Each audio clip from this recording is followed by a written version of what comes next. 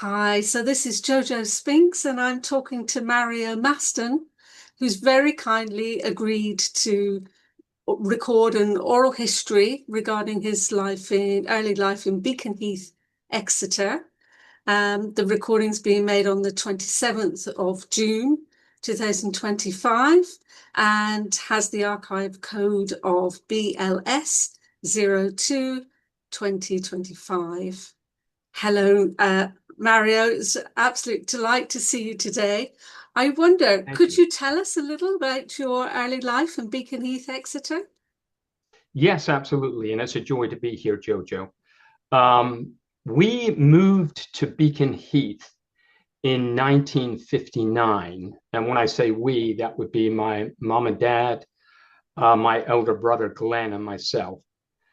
And we lived at Beacon Heath from 1959, probably late spring, early summer of 1959 until early summer of 1970.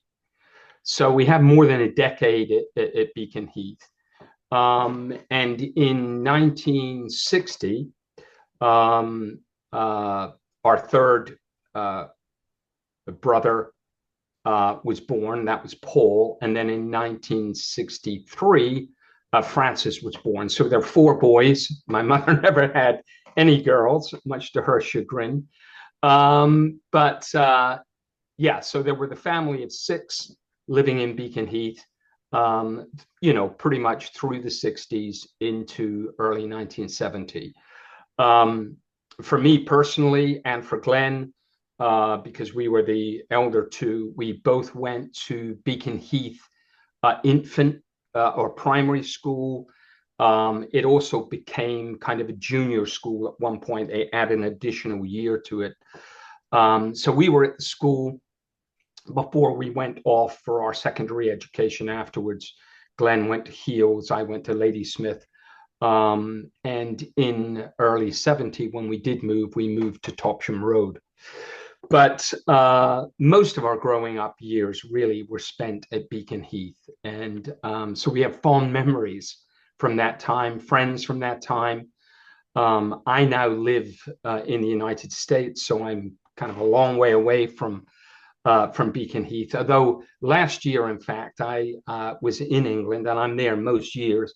And I actually went up to Beacon Heath and spent some time walking through the whole of Beacon Heath estate where we used to live, in part just to reminisce a little bit, but in part because I'm writing an account of our years there. Um, yeah, we used to frequent, there used to be a quarry the other side of Mile Lane when we were young.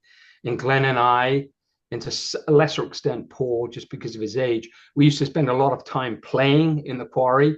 That was our adventure playground, and Mile Lane. And I know recently Glenn told me that he'd done a walk up Mile Lane with a group from Beacon Heath. So that was an area where we spent a lot of time.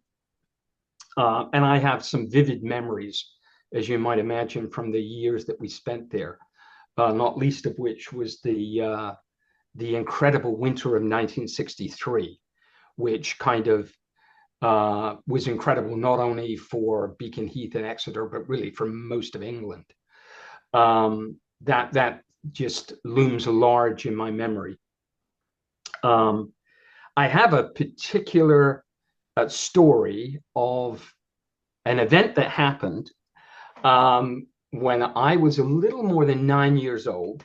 I was probably about nine and a half at the time. And it revolves around the Beacon Heath shops, or at least the Beacon Heath shops is the locale for where this particular celebrated event took place. So I'd like to share just a little bit about that. It's instructive, humorous, and something that really has stayed with me throughout my life. So to set some context, we lived on Merlin Crescent, 61 Merlin Crescent. And at the time we moved to Beacon Heath, part of the estate where we lived was still actually under construction. In fact, that was the case with Merlin Crescent. So when we moved into the house in 1959, it was actually brand new. And further up Merlin Crescent was still being built. I quickly made friends with some others that lived in the neighborhood across the street. One friend I had in particular I was very close with for a number of years. His name was Andy Walker, and he lived, I believe, at number 41 Merlin Crescent, but across the street from where we lived. And we used to spend a lot of time together. When I was, as I say, when I was about 9, I remember this particular early summer day when I went out to play with Andy Walker. And while we were together, and we spent a lot of time together at the weekends out playing football, riding our bikes, doing various things in the neighborhood, he told me that he had just become part of a gang. Now, we were 9 years old at this point, which is in and of itself is kind of a funny thing to think about. But he said to me, "Hey, Mario, I've just become a part of a gang." To which I responded with kind of a mix of intrigue and interest, and kind of said, "Well, tell me more about this." And he said, "Well, there's this friend of ours, someone that I also knew. He was a couple of years older. I'm not going to mention his name in this recording, but he was someone that lived in the neighborhood, I'll just say. He was a couple of years older than Andy and I, who were the same age. And Andy told me that this guy had said to him that he had started this gang and he wanted Andy to be the first member, and Andy signed up. So we're out this summer, Saturday morning, I think it was. He tells me about the gang, and I said, "Well, I would really love to be a part of it too." So later that day, he takes me to meet the guy that founded what became known infamously as the Merlin Crescent Gang. And I said to him, "I would really like to be a part of this gang." And he said, "Well, you can join, but in order to be a part of the gang, there's a test.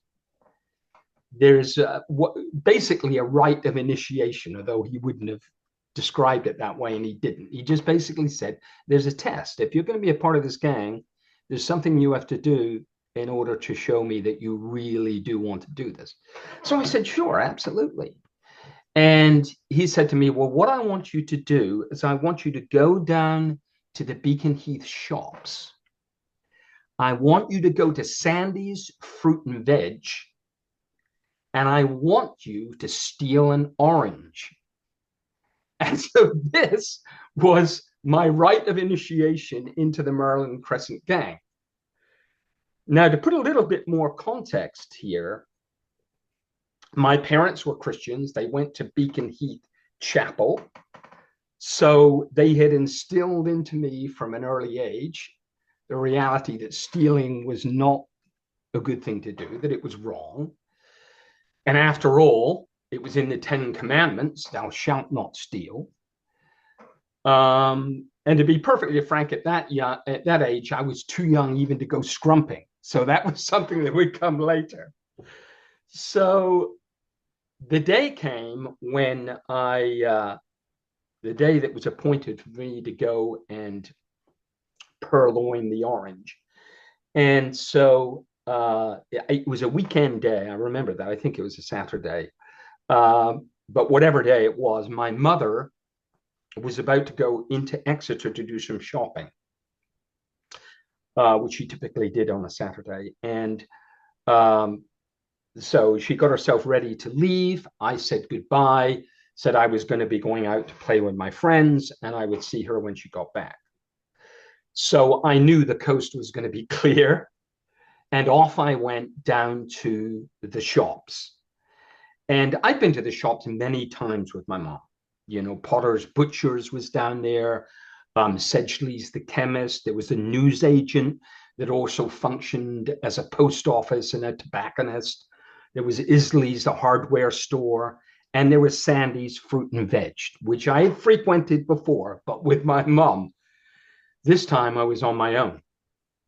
So, needless to say, I got to the shop. I kind of spent some time walking up and down outside, trying to get up the courage to go in and do what I really should not have done, but which I did land up doing. And eventually made my way into the shop. And it was fairly busy. It was a Saturday. There were quite a lot of other people around. And, you know, as you might expect, the shop was filled with adults. And if there were any other children, and I don't remember there being any other children there, they certainly would have been accompanied by an adult. And the adults that were in Sandy's were, you know, perusing the fruit and veg as you do, deciding what it was they were going to buy. So I decided that in order to blend in and beef up my bona fides as a genuine shopper of green grocery products, that I would do the same. So I started perusing the fruit and veg. Started off with a veg, you know, picking up a lettuce, examining a cucumber, but all the time keeping my eye on the target oranges. Moved across to the fruit stores, started off with the bananas and then the apples, and then progressively made my way to the oranges, which all looked so incredibly orange. And then decided after a while, I started picking various oranges up and looking at them and examining them and trying to give the impression that I was genuinely interested in perusing and purchasing one. And then looked around, and when I thought the coast was clear, I slipped one into my pocket, thinking at that point, yeah, I've done it. I think I've gotten away with it. And no one approached me. No one said anything. I thought, if I'm going to get out of here safely with my purloined orange, I'm going to have to do this slyly. So I went back over to where the veg were and started looking at veg and picking various pieces up, placing them down again, and kind of nonchalantly making my way to the door. Got to the door, slipped over my shoulder. No one was approaching me. Out of the door, got out, huge sigh of relief, looked over my shoulder again to make sure nobody was in hot pursuit. They weren't. And I barreled it down the road, actually down Beacon Lane, towards a series of steps and a lane that runs parallel to Mile Lane. And it's kind of, it was our shortcut back to Merlin Crescent and home. And as you get to the corner there of Beacon Lane, just a little bit before you get to the steps beside Mile Lane, there's a kind of a wall, which at the time to me seemed very high. When I was there last year looking at it again, it's probably about 5.5 feet. But I had a habit of climbing up on that wall. It bordered a grass area that fronted a series of maisonettes that are still there to this day. And I used to, when I was making my way home that way, I would always climb up on the wall and walk along the top of the wall. And I decided to do that again this time with my orange in hand. And I got partway along the wall and I decided, you know what? I think I'm going to eat this orange. And the advantage with that, I thought, was if I eat it, then the evidence of my thievery is gone. And then I also had another thought. On the other hand, if I eat it, then I don't have proof to provide to our gang leader or my erstwhile gang leader that I'd actually done the job and stolen the orange. But in the end, the desire to eat it won out over the desire to prove that I'd actually done what I'd done. So I started eating it. I got about halfway along the wall and looked down, and to my complete surprise and shock, my mother was walking parallel to me with two bags of shopping in her hands. At that time, we didn't own a car, so she would have taken the bus into Exeter. And the bus stop was further up the road, so she was closer to where the shops were. So she would have gotten off the bus there and walked down, which was a typical way that she would come home. And so there am I standing on the top of the wall, munching this orange that I'd just stolen from Sandy's Fruit and Veg. And my mother's below me with two bags of shopping in hand and looks up and says, hello. And I say, hi, Mom. And at that point, she said nothing about the orange, which has always perplexed me. Why she didn't say something about, why are you eating that orange? But she didn't. We said hello, exchanged a few words.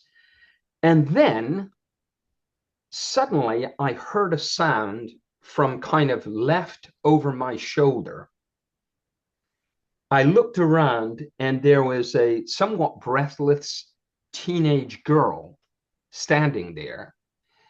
And it was as if at that moment, time slowed down. Everything went into slow motion for me as she spoke, and the words kind of tumbled out of her mouth. She said, excuse me, Mrs. To which my mother turned round and she said, is he your son? And my mother, with a kind of raised eyebrow and a kind of cautious response, said, yes, he is. Why? And then she said, the teenager, well, he just stole that orange from Sandy's Fruit and Veg. At which point my mother, with a kind of tone of complete disbelief, looked up at me and said, is that right? And I said, yeah, it is. Yes, it is, Mom. At which point she ordered me to get off the wall, which I did. I climbed down. She marched me back to the shops, took me into Sandy's Fruit and Veg, explained the situation. Obviously, they were aware of it because they'd sent this girl after me, which kind of always surprised me why they didn't stop me in the store, because they must have seen it, or perhaps she saw it and reported it to them subsequently, but whatever. We get back to the shop, we go in, my mother explains who she is, pays for the orange, makes me apologize, which I do profusely. They say it's okay, don't do that again. If you're coming into the shop and you want something, buy it, all of the appropriate things. And at that point, feeling duly humiliated, my mother marches me out of the shop, marches me home at a pretty brisk rate, and on the way gives me a stern talking to about the stupidity, to say nothing of the inappropriateness of going into a store and into a shop and pinching an orange. When I get home, I'm sent to bed early. When my father gets home later that day from work, he wakes me up, brings me out, asks me what happened, why. I told him. He explained to me again, though I needed no additional explanation, really, that stealing is wrong.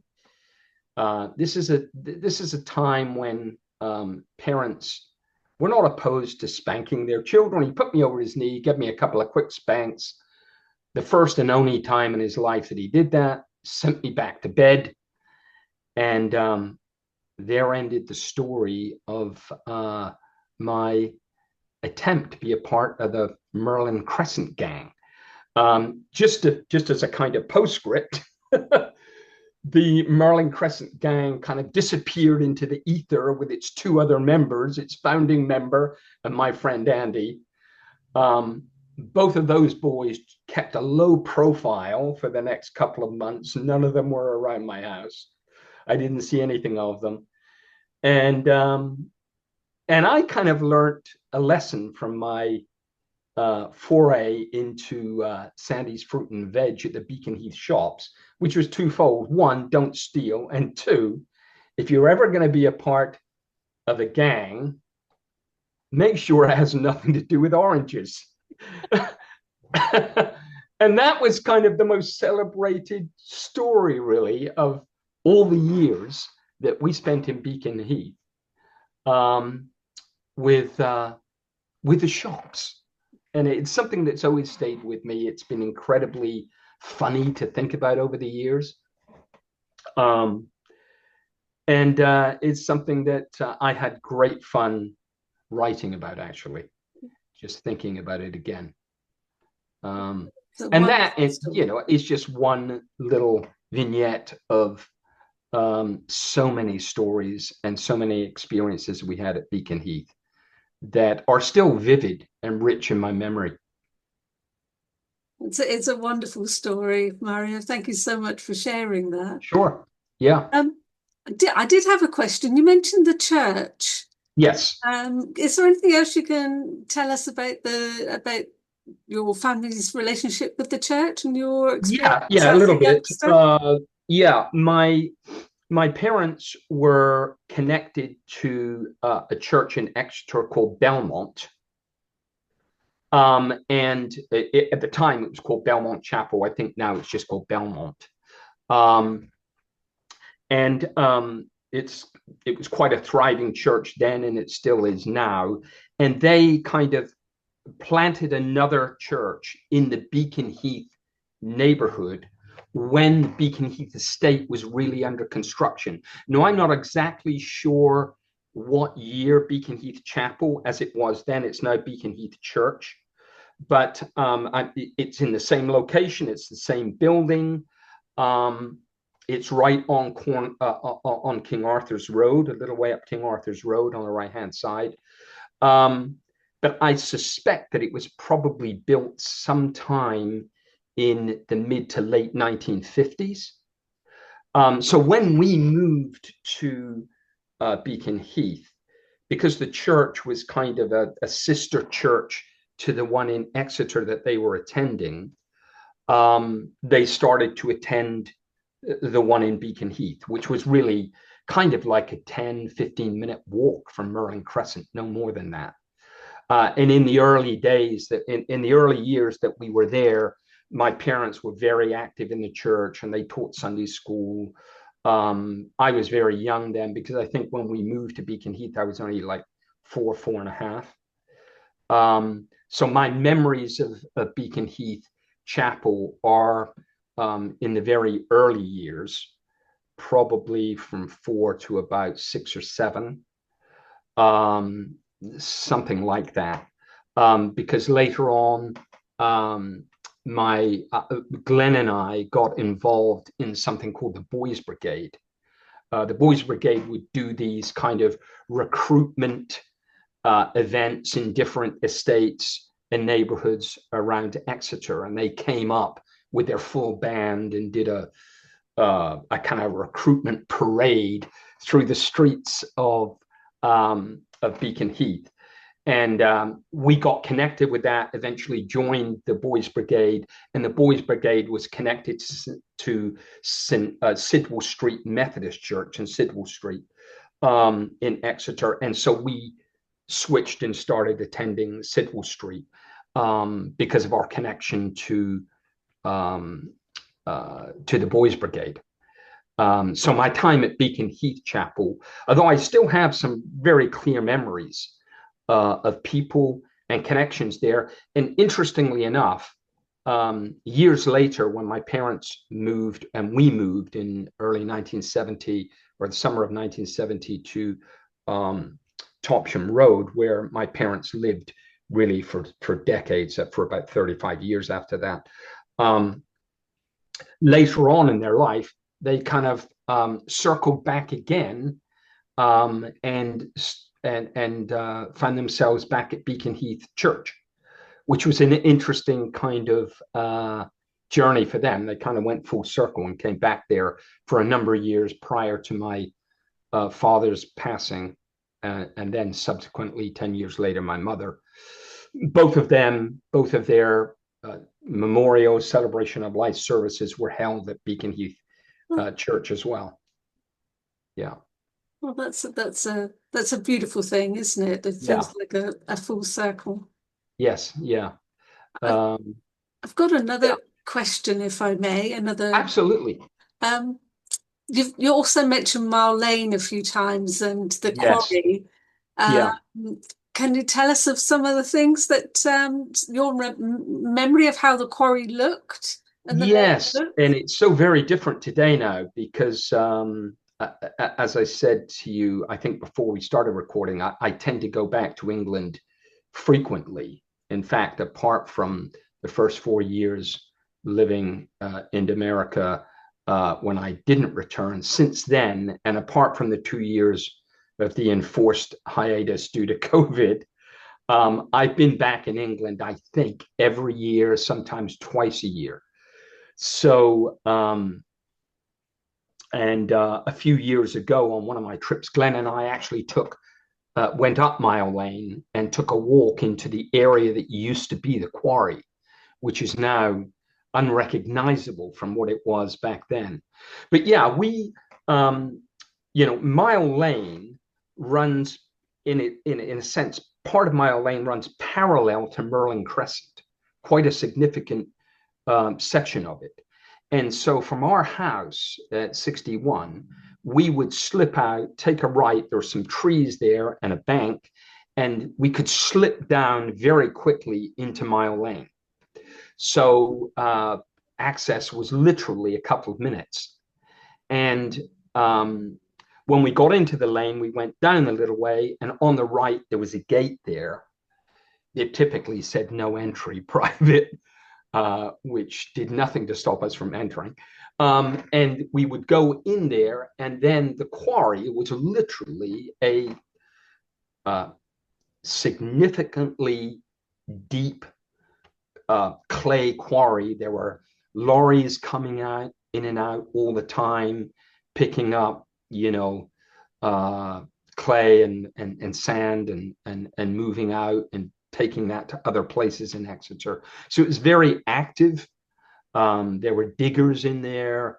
But for us, it was this amazing kind of, like I said, adventure playground where we could climb, slide. There would be, in different places, there would be pools of water that we would splash and run in.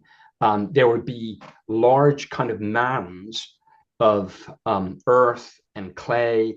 And we would spend a lot of time, Glenn and I, in the quarry. And it really had been dug out. I don't know. It's difficult for me to tell now how deep it was, but it looked incredibly deep to me at the time. And we literally did have to climb down the sides of the quarry to get to the bottom. We weren't the only ones that did that. I mean, it was kind of, for people that lived in the neighborhood, it was a playground, as it were, right on their doorstep. But it was an active working quarry. So there were times when we were reproved, people were shouting at us for being there, but it never deterred us. We had so much fun. We just really enjoyed it. And it looks so very different to everything else around us, because everything else was either roads or greenery or trees. And Mile Lane, as you know, is just kind of stretches right the way up. It's tree lined all the way up. We used to play on the banks of Mile Lane with my friends. I would set up we would tie a rope to a tree. Today it would be described as kind of a form of zip lining, but no one used that terminology then. But it was basically, we would tie a piece of rope to an oak on one side of Mile Lane. It would stretch across to what was we discovered a piece of what looked like iron railing that was embedded into a bank. We secured the rope to that, and we would spend a lot of time just kind of gliding down the rope. But that was also in Mile Lane, close to the quarry. Um, so it was really just a fun place to be. It looked so very different because everything was kind of, clay colored. Um, Everything had been dug out, in order to get at the clay. Um, and it just provided just kind of this amazing kind of other landscape for us to be in and play in as kids. And we spent many hours there. Fun. And I guess that must have been before they started using it for refuse as a tip. There was no, during the years that we were there. I didn't, in fact, I didn't even know that it was used as a refuse tip. Mm. Um, all the time we were there, it was an active quarry with with lorries coming in and out daily. There were diggers in there. They were constantly loading up these lorries. Um, yeah, no sign of it being anything else up until the time that we left. Yeah, that's interesting, Mario. Could you remind me of the date range for that then? Yeah. Well, like I said, we left in I think the early summer of 1970. We moved from Beacon Heath. However, I have to say, by that time, I was probably the year and a half, maybe two before that. I was not spending so much time in the quarry because I was getting into my early teens then, and my interests were in other, were going in other directions. I think that the time I spent in the quarry really probably was from, I'm thinking, if I was 4.5, maybe when we got there, probably from the age of about 7 until probably about 11, would be the time frame where I would have spent more time in the quarry. So I think I probably got done with that somewhere around 1966, 67, something like that. Yeah, Yeah. interesting. That's really interesting. Thank you. It's amazing to see how much it's changed now, though. Yes. It's yeah, all grown in. Yes, yeah, it really is. Yeah. Um, oh, this is all absolute gold, and to help us pinpoint the history of that landscape as well. It's absolutely wonderful. And imagining Maryland Crescent while it's still being built, it's Yeah. I yeah, mean, it was very much that way when we first arrived, which gave everything a incredibly new feel. Obviously, because things had just been built and were being built. And you really did get a sense that you were a part of something that was happening, something that was new, something that was you were on the kind of leading edge of something that was happening in that area. And Yeah, I remember that distinctly, because just beyond, just a little way beyond where we were, they were still constructing flats and then other houses further up Merlin Crescent, which went on for some time. Yeah. yeah, yeah. Well, this has all been absolutely amazing, and I just wonder if I can ask you to sort of reflect. Is there anything that about the feeling and the memory as as you've been making your personal history that you would draw out about the people of Beacon Heath and your experience of being there? Is there anything you'd like to finish off with? Yes, we had some challenges during those years, like most families do. We had some difficulties that we had to work through. But overall, my memories of Beacon Heath are fond memories. The people that lived close to us, the families that lived in the part of Merlin Crescent we were on included a row of about 6 or 7 houses that were kind of more in a terraced format. Um, and the families that lived to the right and left of us, and some others that were further along that row of houses, were always very friendly. Like I said, I had good school friends that lived on Merlin Crescent as well as further down. I mean, I can go through a whole list of names. Andy Walker, that lived across the street further down Merlin Crescent, was a friend called Victor Clegg. On King Arthur's Road, there was Neil Elliott and Gary Bauer. These are guys that I spent a lot of time with. So fond memories of people, families, and school friends. And I found Beacon Heath, and obviously the time we had when we were attending Beacon Heath Chapel, now Beacon Heath Church, but just the whole community, because I had friends in other parts of the Beacon Heath estate, not just on Merlin Crescent or King Arthur's Road. And so, my memories of them and of the estate really are, as I say, they're very positive, very fond memories. I can't, growing up really for me is synonymous. My childhood is synonymous with Beacon Heath, because by the time we moved, I was 14 and a half. And that, moving into a different phase of life.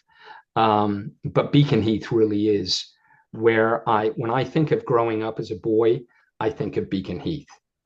Because where we were prior to that, I was so young that I only have minimal memory of that. But I found Beacon Heath to be a great community to grow up in, a great place for a young child, a boy or girl, to play. I enjoyed the time at Beacon Heath infant, primary, junior school. And yeah, I look back on it when I was there last year, treading treading through the estate again, and I spent a good part of the day there. It was such a joy to do, actually, because although there have been a lot of changes, there's so much that remains the same. And so I have, a rich supply of memories. And as I was walking around the estate, so many different reference points, so many associations with different times in my boyhood, different experiences I had, Beacon Heath shops being one among many. Yeah. But yeah, I have a really soft spot for Beacon Heath and always will do. Oh, well, that feels like a really, really lovely place to finish then. Mario, thank you very much indeed. I'm going to Yeah. stop recording now with huge thanks to you. Well, thank you so much, Jojo, for giving me the opportunity to do it. I've enjoyed it.